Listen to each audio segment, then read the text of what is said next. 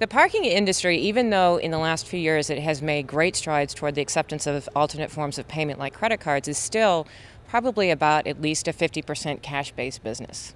What that means is it's very difficult to figure out how to get the cash from the customer's hands into the bank, and a parking professional can bring to the table the knowledge and the expertise to make sure that that happens.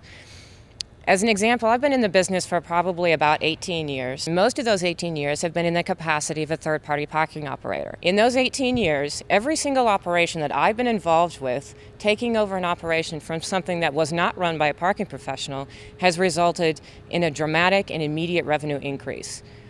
The lowest revenue increase I've ever seen in 18 years has been 20%, and most of them are much higher. So that's an immediate 20% bump in revenue just by bringing a parking professional into the mix. The reason is that a parking professional knows how to make sure that the proper controls are in place. For instance, segregation of duties, making sure that there are appropriate separations between handling the cash, auditing the cash, making sure that it goes into the bank account. That can't all be done by one person. There have to be controls put in place. Auditing the cashiers against both the tickets that are taken in, the money that's received, and the parking system, in other words, the register tape, is something that's very simple to do, but most people don't think about doing it until a parking professional comes in.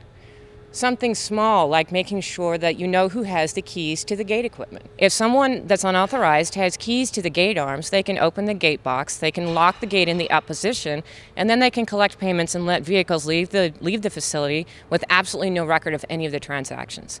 Something like tracking your ticket loss. If you know that there's 1,000 tickets that are pulled, that meant 1,000 cars came into the facility. At the end of the day, if there are only 800 tickets that are turned in by the cashier staff, you have a 20% ticket loss. That means that 200 of the 1,000 cars that came into the facility are completely unaccounted for. Does that represent revenue? Probably. It's something to take a look at, and it's a tool that we can use to track whether or not revenue is missing. Loop detectors on the entrance lane.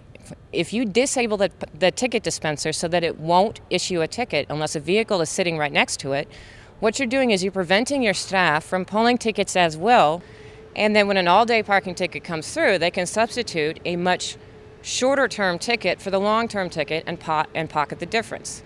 These are just a few of the things that we see on a daily basis that really only parking professionals know how to put the proper controls in place to make sure that it doesn't happen.